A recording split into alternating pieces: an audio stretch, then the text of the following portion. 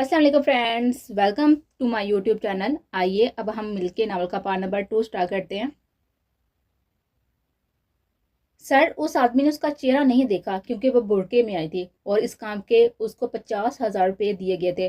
उसका बच्चा बीमार था, इलाज के लिए पैसे नहीं थे, इसलिए वो मजबूर हो गया था ये काम करने के लिए।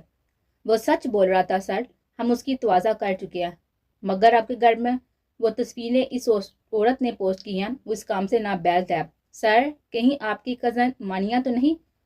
इस वक्त तो अंदाज़ा नहीं है, मगर किसी पर यकीन करना मुश्किल है। मान्या को उसकी पहली गलती पर जो डोज मिल चुकी है, शायद ही वो यह गलती फिर से करके खुद को मुसीबत में डाले। पुरसोच ने कहा, सामने दीवार पर जमी हुई थी मगर जहन कहीं और पहुंचा हुआ था। नो अतीक। जी सर।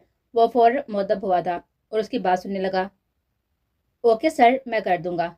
रैकिंग चेयर पर बैठा हुआ आगे पीछे होता वो हकीकतन गहरी सोच में था और फिर दराज में से एक लिफाफा निकाला था और उसमें से निकलने वाली तस्वीर को देखकर वो आंखें मीच गया था। सबकी तनाबे कमजोर हुई थी। जहां फिर से हरे हुए थे। तुम मेरी औलाद नहीं हो सकते, हराम की नाजायज औलाद हो तुम। जैसे तुम्हारी माँ बदचलन थी, वैसे ही बदचलन नाजायज औलाद पैदा करके मेरे सर पर मुसल्लत कर गए। मामू, उसने मेरे साथ जबरदस्ती करने की कोशिश की। हरामी हो तुम, हराम में मलबूस हो। तुम्हारा काम हराम खाना हराम है, तुम्हारा सब कुछ हराम है।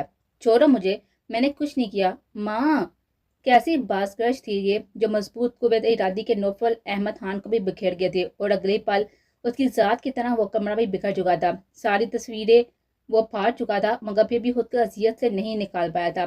मसलसल होती बासगश से वो कानों पर हाथ रखकर चलाया था, गोया कुछ भी सुनना ना चाहता हो। और फिर इसी दराज से एक शीशी निकाली थी, उसमें से 2-3 गोलियां ली थी और ऐसे ही निकल गया था। 5-10 मिनट बाद वो जहाँ था वहीं पर डेढ़ हो गया था। ये वो दौरा था जिससे कोई उसे छुटकारा देना नहीं चाहता था और रात से दोबारा इस अजियत से गुजर चुका था और पता नहीं वो कब तक इस अजियत को उसको गुजरते रहना था। भूख से वो बिल्कुल नडाल हो चुकी थी। अब तो खजूर खाने का भी दिल नहीं कर रहा था। रात से सुबह, सुबह से शाम और अब 9 बजे थे मगर उसके शोर का कोई भी अता पता नहीं था। 2 बार पूरे घर का जायजा ले चुकी थी। घर वालों से 2 घंटे फोन पर बात करके अपनी तरफ से मुतमिन कर चुके थे वो, जो उसे खुद को भी पुरस्कुन कर गई थी। कितनी देर वो अपने घर वालों की मोहब्बत में सरशा रहे थे। फिर मरनाल की फिक्र ने बेकुल कर दिया था। कितनी ही देर वो नमाज में उसके लिए दुआ करती रही थी मगर अब बामुश्किल ईशा की 9 रकअत ही पढ़ पाई थी। 36 घंटों में वो सिर्फ 8-10 खजूरें खा पाई थी जो उसकी भूख मिटाने में नाकाफी थी और फिर भूख की शिद्दत ने उसे बिल्कुल ही नाडाल कर दिया था। दर दर की आवाज उसने बामुश्किल आंखें खोलकर देखा था। कमरे में नीम रोशनी, सुबह होने का पता दे थी। उसने फोन में वक्त देखने की कोशिश की और देखते ही वो स्प्रिंग की तरह खड़ा हुआ था। 25 मिस्ड कॉल जो रात के 9 बजे से अब तक के 9 बजे तक के थे। उफ, मैं 12 घंटे सोया हूँ। रात की बेचैनी का अब शोरबा तक न था या फिर वो याद करना नहीं चाहता था।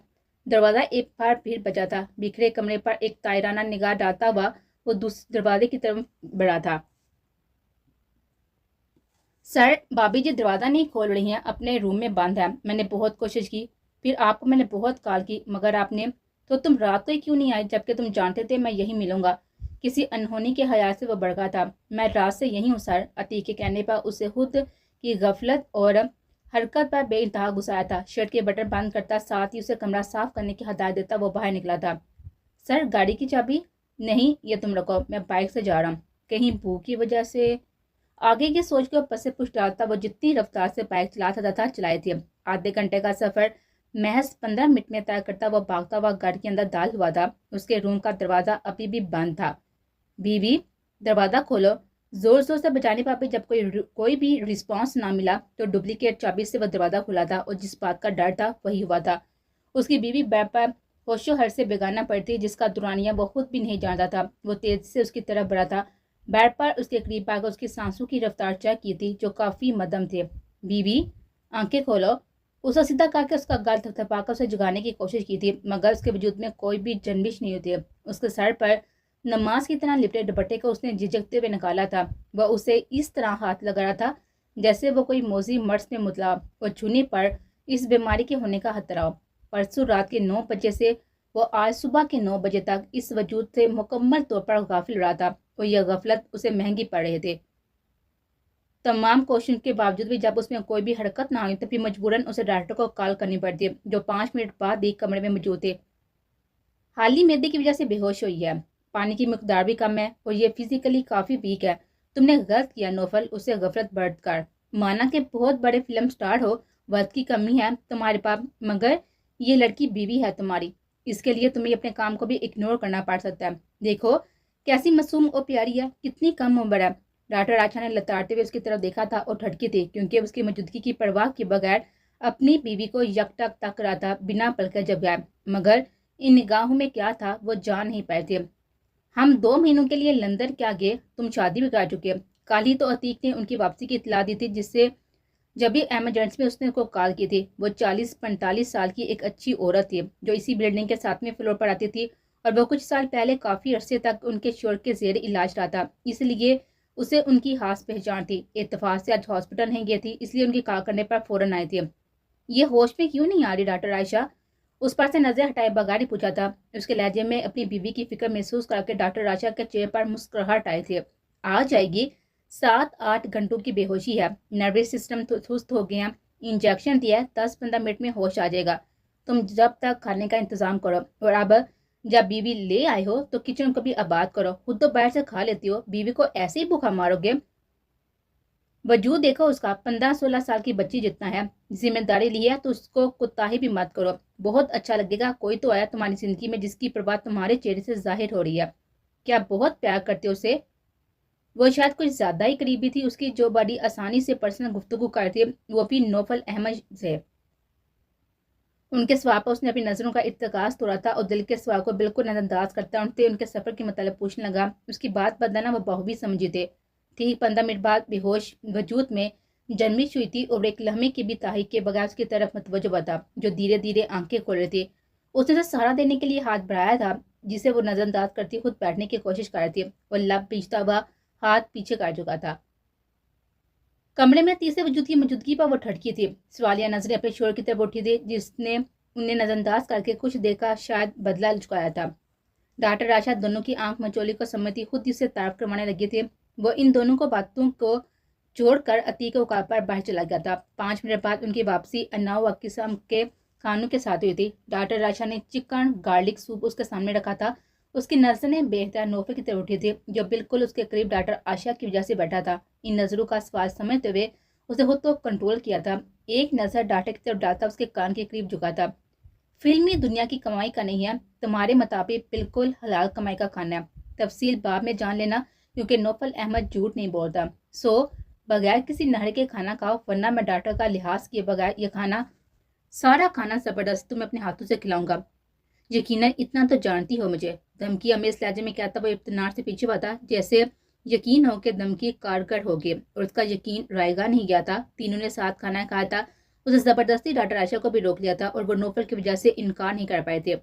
डॉक्टर आशा उनको दोनों को सेहत से मतलब लापरवाही के नुकसान और हया रखने की अच्छी खासी ताकीद करके जा चुके थे, और वो जो उनको दरवाजे तक छोड़ने गया था उनकी आहट नसीब पर लब बेच गया था। अल्लाह ने ऐसी मासूम और कम उम्र बीवी दिया तो उसकी कदर करो। वो डिजर्व करती है कि तुम उसकी नाज बर्दारी करो। इस रिश्ते को समा कर रखो नौफल। ये वाहिद रिश्ता है जो सिर्फ तुम्हारा अपना है, जिसमें किसी की जरा से भी शराकत नहीं है। बहुत मासूम है, उसकी बातों से अंदाजा लगाया है मैंने। बहुत कुछ इल्म रखती है वो, मगर कुछ चीज़ों की वाकई उसकी समझ नहीं है। तुम्हें हया रखना होगा इस बात का।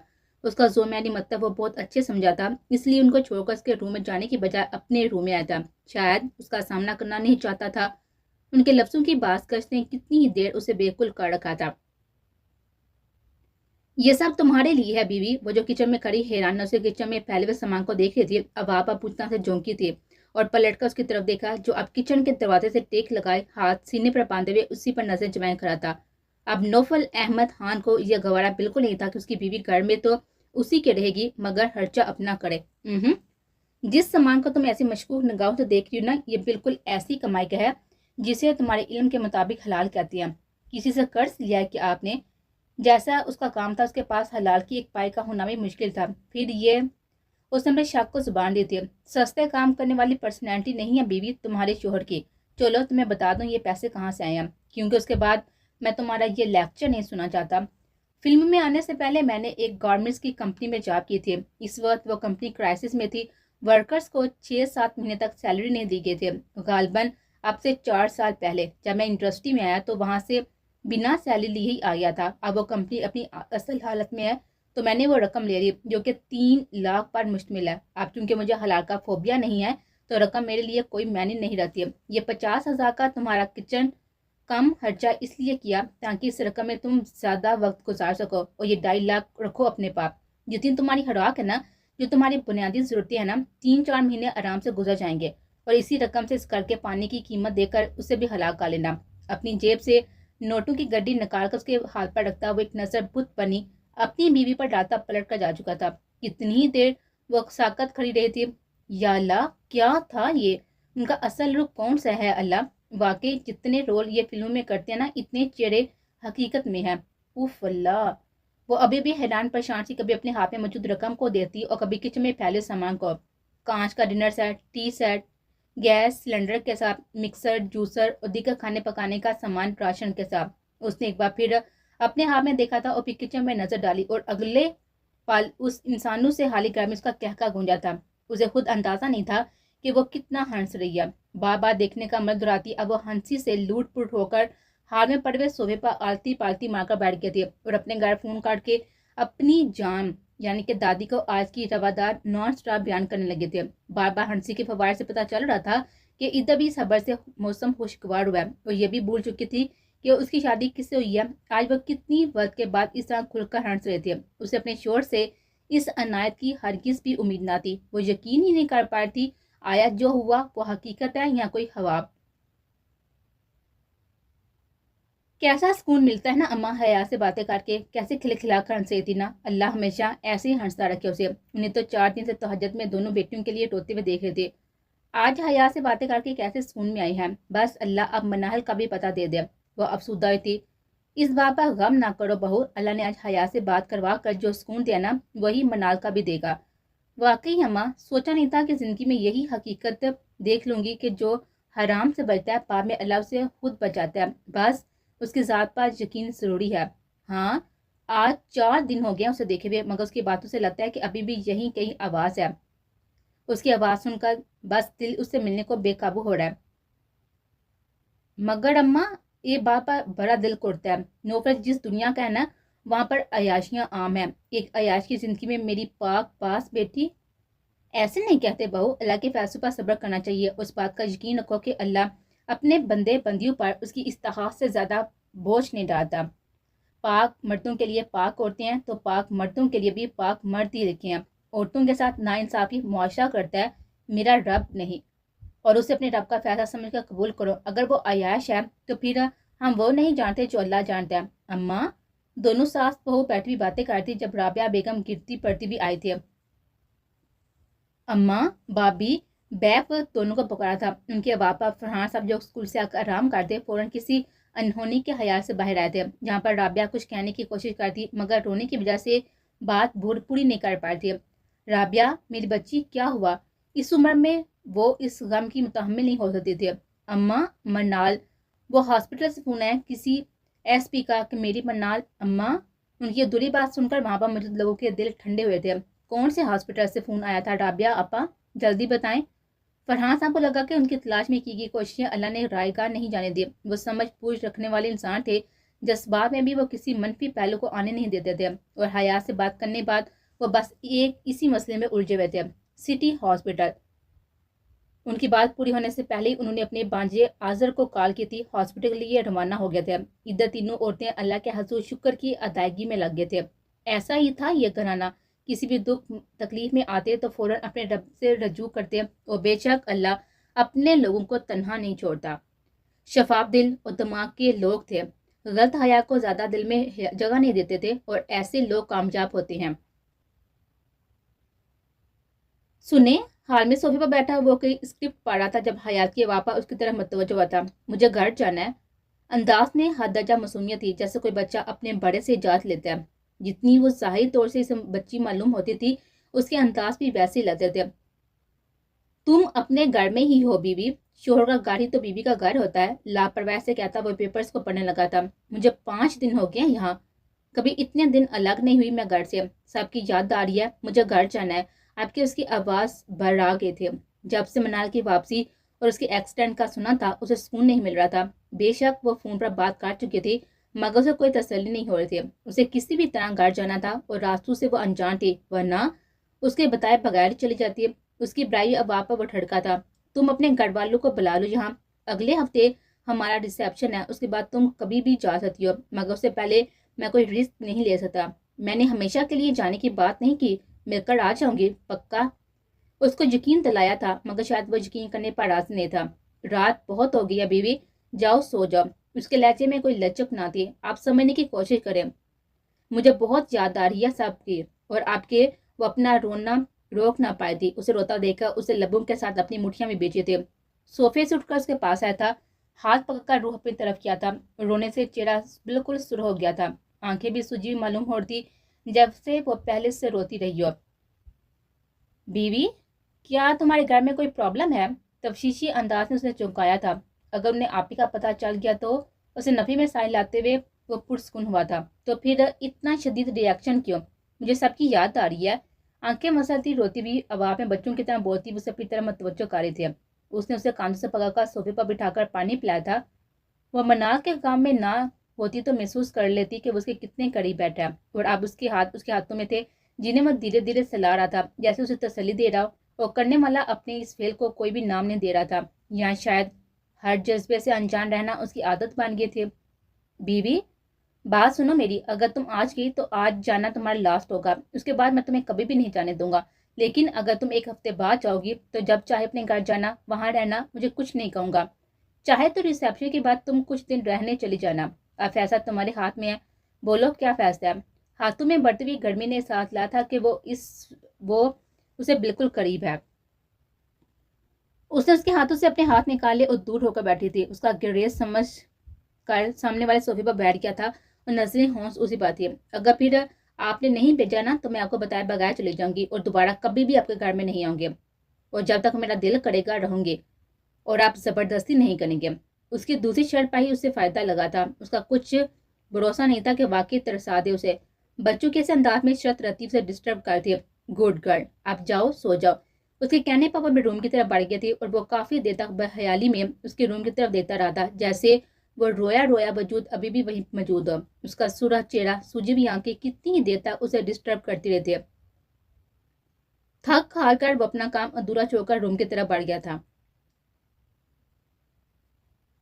سر، مانیہ چودھری بمبئی آ گئی ہیں اور میں نے انہیں سیٹ پر 2-3 بار آتے دیکھا ہے، اور میں نے انہیں سیٹ پر 2-3 بار آتے دیکھا ہے۔ نتاشا میڈم سے وہ کافی گل مل کر بات کر رہی تھی۔ ان دونوں پر نظر رکھو، ریسیپشن سے پہلے انہیں میری شادی کی خبر نہیں ہونی چاہیے۔ اتی، اگر مانیہ واپس آ گیا تو یاور بھی اس کے ساتھ آیا ہوگا۔ تم مسٹر زبیری سے کہہ دینا اگر پارٹی میں ان دونوں نمونوں کو انوائٹ کیا تو نوفل احمد خان کو بھول جائیں۔ فون آف کر کے اس نے حیات کے روم کے بند دروازے کی طرف دیکھا تھا اور پھر اپنے کام کی طرف متوجہ ہو گیا۔ آج وہ خلاف معمول گھر جلدی آ گیا تھا۔ روزانہ جس وقت وہ آتا تھا حیات اپنے روم میں چلی جاتی تھی۔ صبح میں بھی وہ اس کے جانے کے بعد روم سے باہر آتی۔ دونوں ندی کے 2 کناروں کی طرح زندگی گزارے تھے۔ دونوں ہی ایک دوسرے کا احساس نہیں تھا۔ 1-2 بار اس نے اپنے گھر جانے کی بات کی تھی جسے اس نے ایک ہفتے تک ملتوی کر دیا تھا۔ دونوں میں بات نہ ہونے کے برابر تھی، ایک اپنے کام میں مشغول اور دوسرا اپنے آپ میں مگن۔ وہ معمول کی طرح دروازے سے ہی اپنا کوٹ نکال کر ہاتھ میں لیتا ہوا اسی ہاتھ سے شرٹ کے بٹن کھولتا ہوا آ رہا تھا جب حیات میڈم کے چلانے پر رکا تھا اور اس کی طرف رخ کیا تھا جہاں وہ صوفے پر آلتی پالتی مار کر بیٹھی تھی۔ ٹیبل کو قریب کر کے اس پر رومال کو دستر ہوا کی شکل دے کر بچھایا ہوا تھا اور اسی پر کھانا رکھا ہوا تھا جو ڈھکا ہوا تھا، مطلب میڈم کا ابھی ڈنر نہیں ہوا تھا۔ اللہ اللہ، کیا زمانہ آ گیا، شرم و حیا تو رہی نہیں ہے۔ آنکھوں پر ہاتھ رکھ کے اس کی شرٹ کے بٹن کھولتے دیکھ کر طنز کیا تھا۔ اس میں کون سی بے شرمی ہے بیوی؟ اس کا مطلب ابھی بھی نہیں سمجھا تھا۔ یہ بے شرمی نہیں ہے تو کیا ہے کہ آپ میرے سامنے شرٹ کے بٹن کھولتے ہوئے آ رہے ہیں؟ جس طرح عورتوں کو پردے کی تاکید کی گئی نا ویسے مردوں کو بھی کی گئی ہے، مگر کوئی سمجھے تب نہ۔ اس کے جھنجھلا کر کہنے پر بے اختیار اس کے چہرے پر مسکرا رہے تھے۔ مجھے تو پتہ ہی نہیں تھا بیوی، تم نے پہلے کیوں نہیں بتایا، ورنہ میں تمہارے سامنے برقع پہن کر آتا۔ اس کے مذاق کرانے والے انداز پر اس نے منہ بنایا تھا۔ میرا وہ مطلب نہیں تھا، مردوں کو احتیاط کرنی چاہیے کسی کے سامنے اس طرح کا چھچوڑا پن کرتے ہوئے، مطلب شرٹ ریموو کرتے ہوئے۔ اس کے ساتھ جھکا کر وضاحت کرنے پر اس نے گہری نظر پر ڈالی تھی۔ کیا یہ اندر سے بھی واقعی اتنی ہی معصوم ہے؟ اپنے ظاہر کی طرح اس کی گہری جانتی ہوئی نظروں کا مفہوم اسے سمجھ نہیں آیا تھا۔ بیوی کسی کے سامنے نہیں، تمہارے سامنے تو یہ چھچوڑا پن کیا جا سکتا ہے نا؟ انداز میں کوئی معنی حیثی نہیں تھی، پھر بھی وہ بری طرح سے پسر رہی تھی۔ استغفر اللہ، کیسی باتیں کرتے ہیں آپ؟ بیٹھو بیوی۔ نہیں، ریموو کرا شرٹ، اپنا ڈنر کمپلیٹ کرو۔ اسے بغیر کھائے اٹھتا ہوا دیکھ کر وہ بے اختیار اس کا ہاتھ پکڑ کر واپس اس کی جگہ پر بٹھا چکا تھا اور خود اپنے روم کی طرف بڑھا تھا۔ سنیں، اس کی آواز دینے وہ پلٹ کا سوالیہ نظر اس کو دیکھا تھا۔ وہ کیا آپ نے کھانا کھا لیا؟ جھجکتے ہوئے سوال پوچھا تھا مبادہ وہ کچھ اور نہ سمجھ رہے۔ کیوں؟ کہیں تمہارا ارادہ میرے ساتھ ڈیر پر جانے کا تو نہیں؟ عادت کے مطابق اس سے الگ کی ترک میں بات کرتا تھا، وجہ خود بھی جانے سے قاصر تھا۔ اول تو بات ہوتی ہی کم تھی، مگر جو بھی ہوتی تھی وہ اسے اچھا خاصا زج کر دیتا تھا۔ کون سی ڈیٹ پر؟ اسے ناسمجھی سے اس کی طرف دیکھا تھا۔ اسی ڈیٹ پر جس پر جایا جاتا ہے، اس نے وضاحت کی تھی۔ مگر کس کی ڈیٹ پر؟ وہ ڈیٹ پر کون چاہتا ہے؟ اس کے ناسمجھی سے کہنے پر اس نے اپنی ہنسی ضبط کرتے پوچھا تھا۔ تمہیں ڈیٹ کا مطلب نہیں پتا؟ اور وہ جو اس کے سوال پر الجھی اس کو دیکھ رہی تھی، چونک اس کے دوسرے سوال پر غور کیا۔ پتہ ہے مجھے، تاریخ کو کہتی ہیں ڈیٹ، BS کیا ہے میں نے، وہ بھی انگلش میں۔ پتہ نہیں خود کو کیا سمجھتے ہیں، بچوں کو بھی ڈیٹ کا مطلب پتہ ہے، اور یہ مجھے بچوں سے بھی کیا گزرا سمجھتے ہیں۔ اس کے جواب اور بلند آواز میں کی گئی بڑبڑاہٹ اسے ایک بار پھر کہکا لگانے پر مجبور کر گئے تھے۔ اے اللہ، اس کا دماغ تو نہیں پھر گیا؟ بنا بات کے جناتو سے شرط لگا کے ہنس رہے ہیں۔ تمہیں سچ میں ڈیٹ کا مطلب نہیں پتا؟ وہ یقین نہیں کر پڑا تھا اتنے ایڈوانس دور میں کسی کو ڈیٹ کا مطلب نہیں پتا ہوگا۔ میں نے آپ سے پوچھا تھا آپ نے کھانا کھایا کیا؟ آپ بات کو تعریف پر لے گئے، کھانے کا کیا لنک ڈیٹ سے؟ اوپر میرا مذاق اڑا رہے ہیں کہ جناتی کیا لگا رہے ہیں۔ نہیں کرنی مجھے آپ سے بات۔ منہ ٹیڑھا کرتی اس کی طرف سے منہ موڑ گیا تھی۔ اس کے انداز پر بامشکل اس نے اپنی ہنسی روکے تھے۔ اوکے بولو، نہیں اڑا رہا تمہارا مذاق۔ آپ نے کھانا کھایا کہ نہیں؟ نہیں کھایا۔ فریش ہو کر جاؤں گا تو آپ آج گھر پر ہی کھانا کھا لینا۔ کیوں؟ آج پہلی بار اس نے کھانے کی آفر کی تھی۔ حیرانی لازمی تھی۔ وہ آج مجھ سے کھانا زیادہ بن گیا۔ مجھ سے باسی کھانا کھانا ہی نہیں جاتا نا، اور عزت کی بے حرمتی اللہ کو پسند نہیں، تو اگر کھا لیں گے نا۔ تو اس نے امید بڑی نظر سے دیکھا تھا، جو بڑے غور سے اسے ایسے سن رہا تھا جیسے وہ اسے مسئلہ کشمیر حل کرنے کی بات کر رہی ہو۔ مسئلہ تو واقعی ہے، چلو حل کرتے ہیں بیوی تمہارا یہ مسئلہ، ویٹ کرو۔ اس نے کچھ سوچتے ہوئے سے کہا تھا۔ ویسے بیوی، مانو یا نہ مانو، ڈیٹ تو کالی تم نے میرے ساتھ۔ اس نے ڈش کا ڈھکن اٹھاتے ہوئے پھر سے کہا تھا۔ میں نے کون سی ڈیٹ کالی؟ اور کیا ہے یہ ڈیٹ، بتائیں؟ اس کے بوتھا سے سچ ہوئی تھی۔ یہ تم نے بنایا ہے؟ اس نے روکھا کباب کھاتے ہوئے پوچھا تھا۔ جی میں نے بنایا، مگر آپ یہ روکھا نہیں کھا سکتے۔ کیوں؟ لہجے میں حیرت تھی۔ کیونکہ یہ 5 کباب ہیں اور 5 چپاتیاں، ہر چپاتی سے 1 کباب کھائیں، نہیں تو چپاتی بچ جائے گی، اور پھر کون کھائے گا باسی؟ واٹ؟ وہ سچ مچ میں اس کی نرالی منطق پر حیران ہوا تھا۔ اچھا چل ایسے ہی کھا لیتے ہیں۔ کاندھے اچکاتا وہ ایسے ہی کھانے لگا تھا۔ برسوں بعد وہ اس طرح کھا رہا تھا۔ وہ شاید اس کی بیوی ہی وہ پہلی ہنسی تھی جس کے ساتھ وہ جی رہا تھا، مگر خود بھی بے خبر تھا۔ ایک بات پوچھنی ہے۔ کھانے کے بعد ٹیشو سے ہاف کرتا ہوا وہ اس کی طرف متوجہ ہوا تھا۔ پوچھو۔ انداز سرسری سا تھا۔ وہ آپ ڈیٹ کے بارے میں کیوں پوچھے تھے؟ کوئی مسئلہ ہے کیا؟ کورٹ وغیرہ میں دی جاتی ہے نا ڈیٹ، تو پھر اسے اس کے پہلے دن کی سرگوشی یاد آئی تھی۔ سیریل کلر ہوں میں۔ یا اللہ، آپ نے کوئی مرڈر تو نہیں کر دیا؟ آپ کی وہ چیخ کر بولی تھی، نہ صرف بولی تھی بلکہ ڈر کر اسے 10 قدم کے فاصلے پر ہوئی تھی۔ اس طرح بولتی وہ صحیح معنی میں اس کی نظر میں خود کو بچی ثابت کر گئے تھے۔ بات جتنی بچکانا تھی، انداز اس سے کہیں زیادہ بچکانا تھا، اور نوفل احمد خان کو لگا تھا اس کی بیوی اسے اس کے معیار زندگی سے ہٹا رہی ہے۔ آج جتنا اس کی وجہ سے ہنسا تھا، اپنی 27 سالہ زندگی میں کبھی نہیں ہنسا تھا۔ اس کی فلمیں میں بھی ایکشن ہیرو کے رول کے ہی تھے۔ اس کی بیوی کی باتیں اتنی بھی مذاق نہیں تھی، مگر اس کے کہنے کا انداز بابا ناراضگی سے منہ موڑنا سیریس بات کو بھی نا سیریس بناتا تھا، اور وہ جو اسے بہت ساری باتوں کے لا علم ہونے کا فائدہ اٹھا کر اسے زج کر رہا تھا، اور وہ ایسا کیوں کر رہا تھا وہ خود نہیں جانتا تھا۔ تمہیں کیسے پتا بیوی کہ میں مرڈر کر آیا ہوں؟ اس نے خوف و ہراس میں ڈوبی حیات کے قریب جا کر اس کے کام میں سرگوشی کی تھی، اور وہ جو یہ سوچ رہی تھی کہ اب تک کیسے یہ بات بھول رہی ہے کہ وہ سیریل کلر ہے، اور وہ تو اسے پتہ ہی نہیں کیا کیا سنا بھی چکے تھے۔ اگر اس نے اسے مار دیا تو کوئی بھی بچانے نہیں آئے گا۔ سب لوگوں کا کیا حال ہوگا؟ دادی، پاپا، مما، بھائی، آپی، پھپھو اتنی زور سے چیخی تھی کہ اسے اس کے منہ پر ہاتھ رکھنا پڑا تھا۔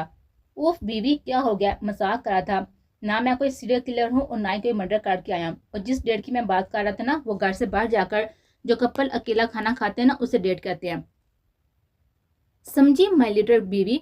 उसका सापा हल्की से चप्पल लगाते हुए जाने के लिए पलटा था। तो क्या आपने कोई मर्डर नहीं किया, यानी अब वाकई सीरियल किलर नहीं है? डरते डरते खुद को यकीन दिलाने की कोशिश की थी। उसकी बात सुनकर वो फिर से उसके करीब बैठा।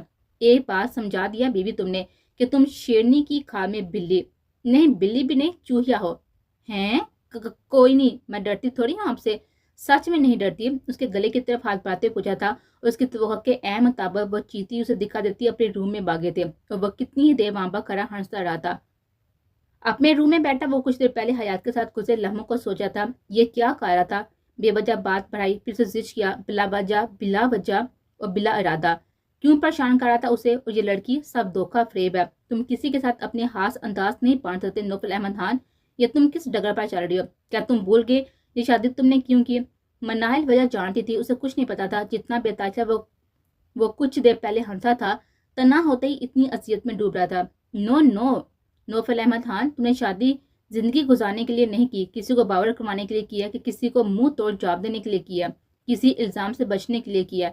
कितनी देर वो खुद को बावर करवाता रहा था और शायद उसका दिल समझा था वो फिर से पहले दिन जैसा हो गया था। खुद हयात भी उसके सामने आने में गुरेज करती थी और दोनों फिर से अपने होल में सिमट गए थे और कोई नहीं जानता था कि उनकी जिंदगी क्या मोड़ लेने वाली है। दो अलग अलग सोच और सिमतों के ये लोग किस तरह एक सिमत में आएंगे।